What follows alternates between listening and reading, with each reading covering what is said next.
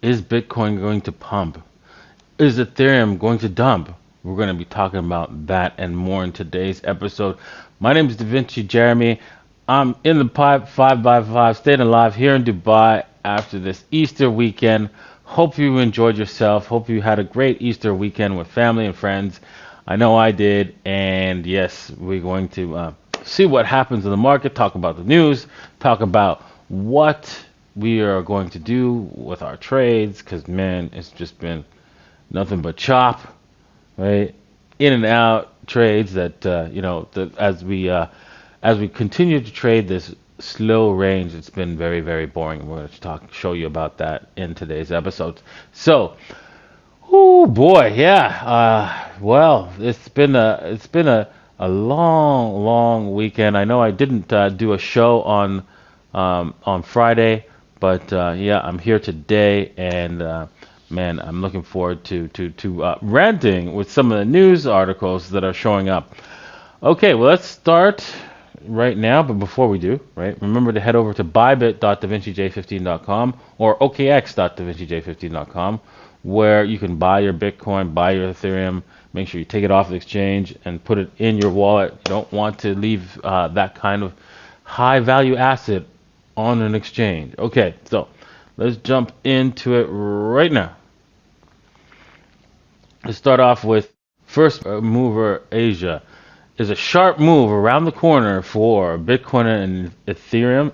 There you go, Ether. It's Ethereum. And well, here's an interesting thing. Ethereum Shanghai upgrade is a few days away, but this isn't translating into selling pressure because most staked ETH is at a loss. Okay, so what are they talking about, right? Well, there's an upgrade coming, right, which is called the Ethereum Shanghai upgrade, which is coming to allow basically people who did staking able to take those staked coins the um, off the beacon chain, right? There's a separate chain that once you've started staking Ethereum to that chain, you couldn't get it back, and your APY of 7%, you'd have to wait until this upgrade basically that's coming on April 12th. Once that's available, there's speculation that the price is going to dump. However, most of the staking occurred with people at a higher price, staking at a higher price. And because of that, right, doesn't mean that, as this comes along, that this means Ethereum is going to dump. Because the people are gonna have access to their Ethereum, and they're gonna be like, oh, forget it, I'm gonna sell it. No, if they went this long holding it, they're probably willing to hold it even longer. These were like die-hard holders, and they just want to get more Ethereum, right, for their money. And so, whilst there will be some people who do sell, there will be a majority that just hold on or just continue staking. So it'll be an interesting thing, and we're going to talk about that in the charts later on today. Okay, so an Indian man tried to jump off a bridge after suffering losses in crypto, the report says. Okay, so this is a sad story, right? A young boy, right? I mean, which his whole life ahead of him. As a 23-year-old profession with a major tech company lost around almost $40,000 in cryptocurrency markets, tried to commit suicide by jumping off a bridge in India. This cab driver stopped him with the police, right? And when the police asked him questions, on being questioned, the youth told the police that he had used money from loans, valuables, and even his mother's pension to invest in cryptocurrencies and suffered huge losses. In recent weeks, he was reportedly receiving threatening calls from people whom had lent him. In a desperation, he decided to commit suicide and come to the famous bridge for this intention. Now, okay, I see this a lot in crypto. Honestly, I do, because I'm a person, that a famous person in the crypto space, and people come to me telling me that oh my God, I've lost everything, and I'm just gonna commit suicide and all that. That is not going to help the situation. you offing yourself is just going to harm you and anybody else that cares about you around you. So why do that when you can actually, get back to work and really build it back together? You've learned a massive lesson, massive lesson that I hope you will take new precautions, of course. One of the things is that you should never borrow money to trade with on any kind of leverage exchange. So if you head over to bybit.davincij15.com or okx.davincij15.com, do not use money that you borrowed to trade in this market. Do not. That's rule number one. Do not do that. I'm going to repeat that again. Do not borrow money to trade. Use your own money, and you have to be willing to accept losses. So willing to lose that money as well, right? Because trades do not always go your way, and there's a way of trading properly so that you will never ever get wrecked and become like this, where you want to commit suicide. The issue is once you become desperate, you will make even more mistakes in trading. So avoid getting to the point where you're desperate and you have to make money, or else if you get into trading, and that's wrong. If you're at that point and you coming to trading, you are going to lose all your money. Do not come to trading feeling a sense of desperation. That is the worst point. That's the worst thing you can do. Turn around. If you feel desperate, turn around and do something else.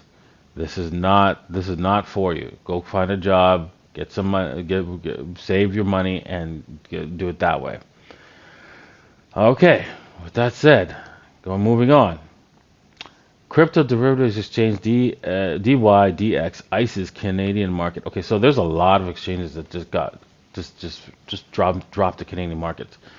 If you've got a Canadian passport and that's all you've got a problem. The writing's on the wall. This is the writing. They want you.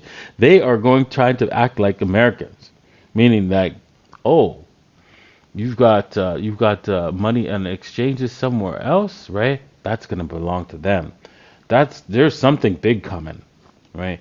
And both for Americans, Australians, people in Europe, I would highly suggest, you get another passport somewhere and you open up a new account, right, with that new passport, because this smells bad, really bad.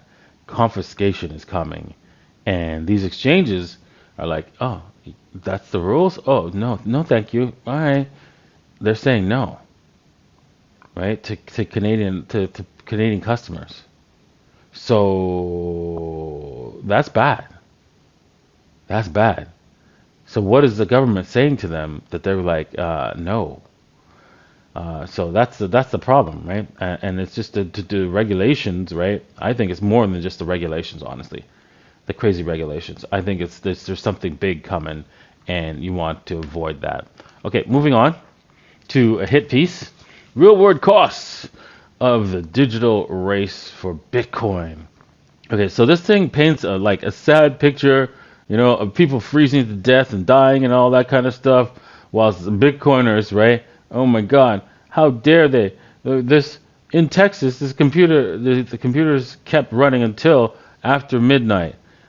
Then the states of power grid, because of this, after there was a big storm, the state's power grid operator ordered them to shut down under the agreement that allowed it to do so if the system was about to fail.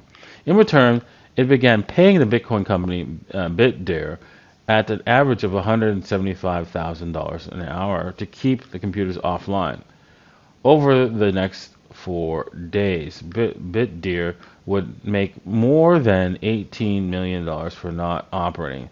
These fees ultimately paid by the Texans who had endured the storm. Okay, so Here's the problem, right? This was an agreement between Bitdeer and the power company. Now, whether the agreement was fair for the power company or not, it was up to the two actors in the market. They were able to create their own agreements, and they did so. One part of that agreement probably was that, hey, if they don't have the power that they promise to have, that then they will get paid this much per hour.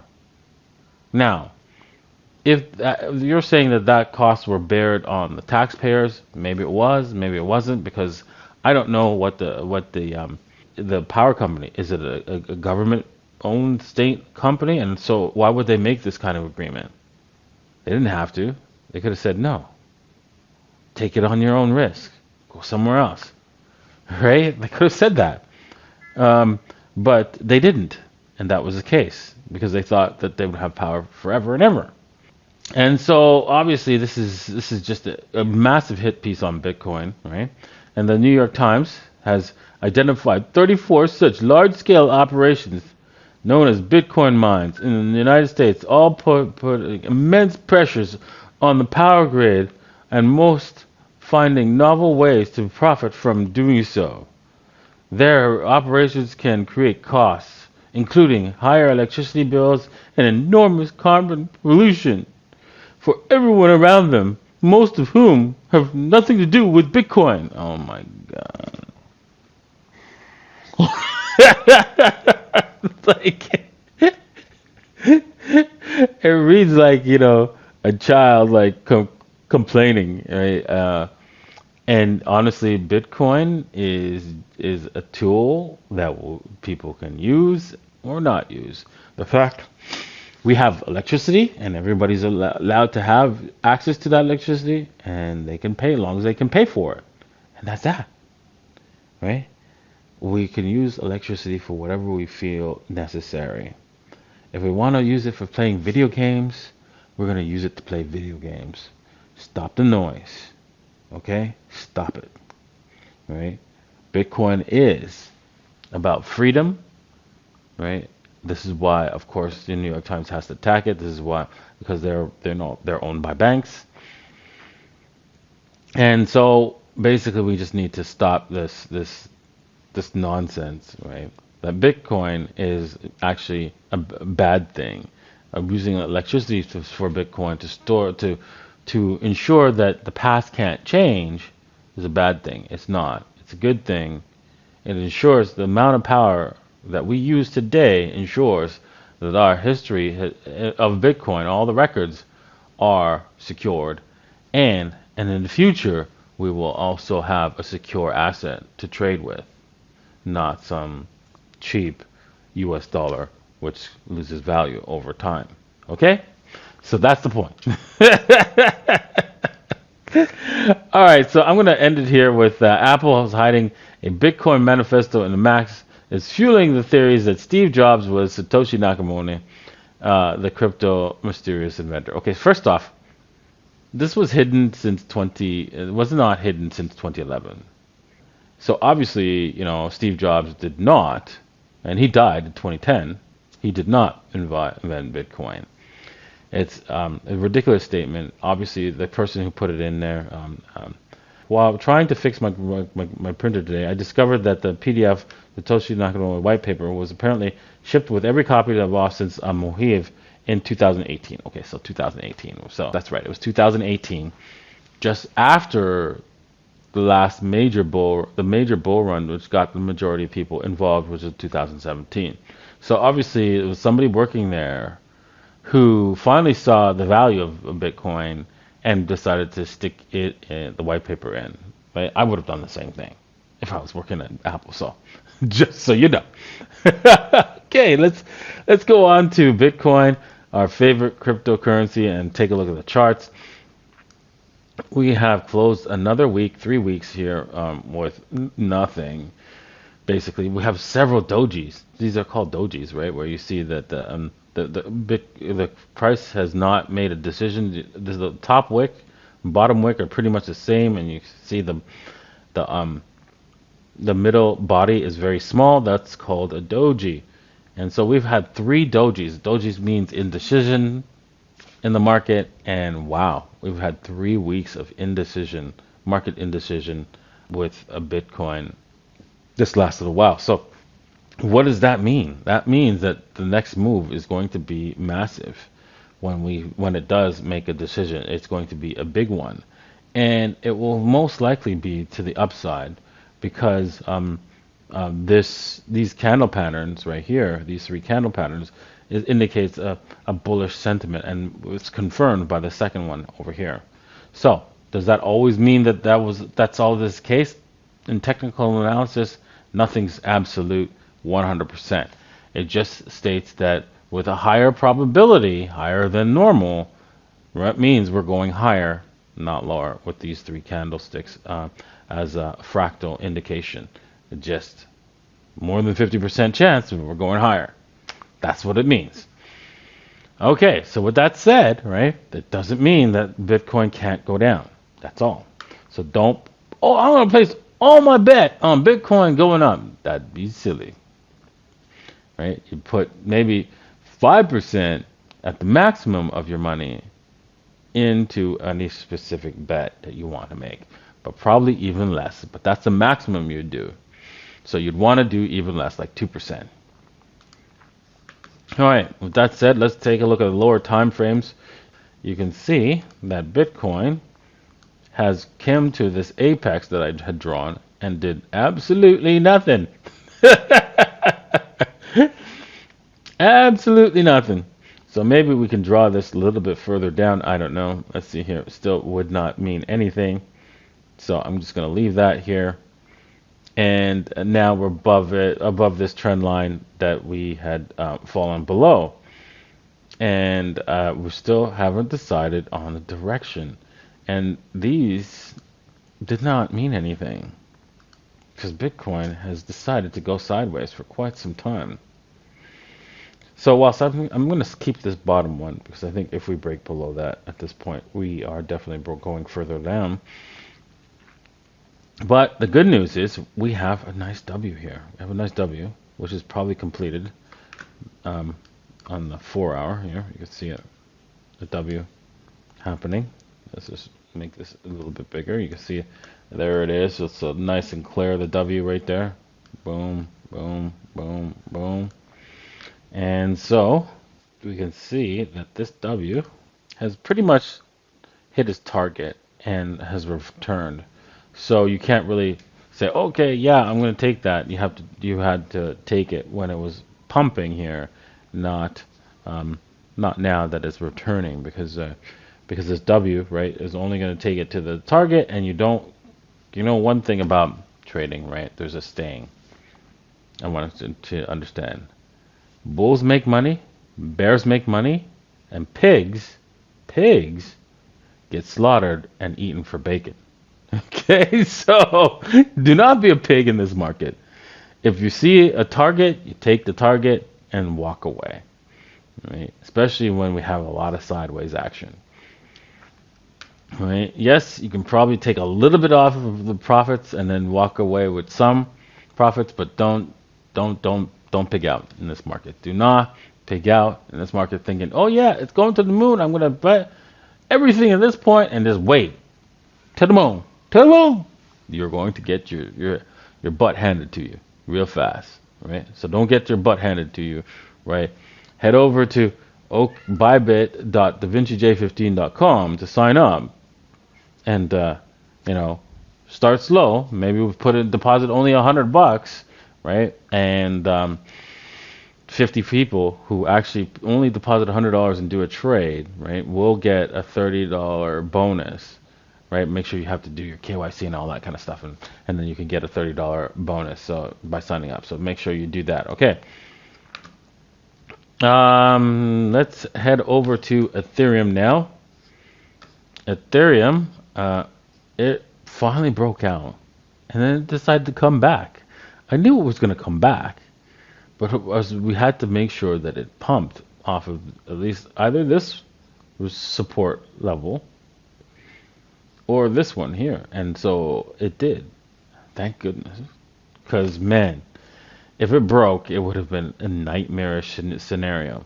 But we're not out of the woods yet. We're not out of the woods yet. The 4 hour is compressing, so that means we're going to have some sort of move, major move. We are above the what's it called, the EMA ribbon, so that's a positive sign.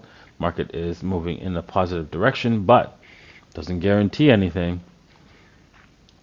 Right now, Ethereum is deciding what to do. Now, because we're in a positive sense, you're going to look for a trade in that direction. But right now, actually, I do not see one right now. Probably there was one on the lower time frames down here. Yes, there was not. There was barely anything. I mean, you could have taken this cup and handle, but it was really rough to take these two. Looks like a W, but it's not quite. It's cup and handle, and yeah, and then it took off. That would have been a hard one to take. So right now, even at the lower time frames, there's nothing indicating that, hey, we're going to go higher. So you have to, sometimes when you're trading, you have to go take your hands, take them off the mouse, and just wait. And just wait for the market to give you a signal. And that's it. And that's where it is right now. Market's waiting to give you a signal. Does that mean that, Ethereum right now is going to go dump down? No. Does it mean it's going to pump higher? No, there's no guarantees of that. But if we look at the long term, the long term indicates that, hey, we're headed higher. Just a little bit slow about it. So if you take this pattern and we take it all the way to its target, right? That's where we're headed, but it's going to take some time to get there. And my friend has a different target, which is like a lot higher than mine. Carl from the Moon, he has a higher target than mine, but with a longer time frame. So yeah, so you'd have to be a little bit more patient. So Ethereum has the most likely trajectory of higher, but if you're looking for a trade right now, you have to wait. Just wait. There is no trade right now. Okay. Thank you all for watching. Thanks for being here. I hope you learned something today. I'm always having fun with this. Make sure you come and see me tomorrow. And make sure you hit the like, hit the subscribe, and leave a comment in the comment section below. Appreciate you all, and we'll see you tomorrow. Cheers.